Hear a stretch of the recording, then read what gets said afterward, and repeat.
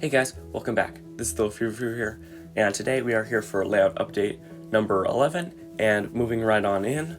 Around the layout there has been pieces of linoleum that have been cut out and laid around underneath some of the buildings or next to the railway tracks, and so what that is just some linoleum tile cut open and split down the middle, and then I kind of used some scissors and a giant paper cutter to get the sharp, nice angles for what I wanted to cover the swaths around the layout. And so you can see there right next to the tracks and underneath the coaling tower there. The next change I made to the layout was straightening out that back curve by the far side kind of Christmas house back there.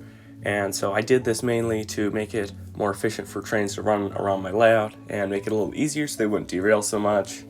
And that was just becoming a problem for filming running sessions and other videos like that, so I decided to straighten it out. But to get some of those straights, I had to take some from the two different sidings. And so the sidings have changed kind of their color a little bit, and the larger siding has changed its angle because I needed some of the curves that were set inside of there. A few days after I made that straightening out of the railway line out there, I decided to buy some more gray Bachmann Easy Track 18-inch radius to replace the old steel track that I had on the inner line here. And so then I also replaced the terminal for where it picks up power as well. And so I did this mainly to make all the track match with each other, and so that trains can run more efficiently around the layout. If you are using the black Bachmann steel track, I suggest that you do change it over to the gray track. It's easier to clean and maintain in those kinds of ways, and it also, I feel, looks quite a bit nicer. And so now the inner line only has a few pieces of the black original track remaining, and I do have plans for replacing that in the near future. One final little addition made to the layout was the addition of this small Mercedes-Benz Matchbox tractor, and it has a disc behind it which is also new to the layout.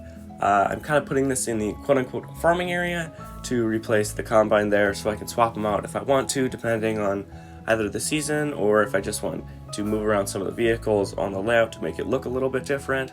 But that's mainly the purpose of that little tractor. It is, I believe, 1/64th scale, but it does look pretty similar to HO scale, which is the rest of my layout. And so that just about sums up this layout update video. I'd like to thank you guys so much for watching and listening to all the new updates made to the layout over these past few weeks here, because it's been quite a while since I've done one of these videos here. And I'd like to thank you guys again, and I'll see you guys next time. Bye bye!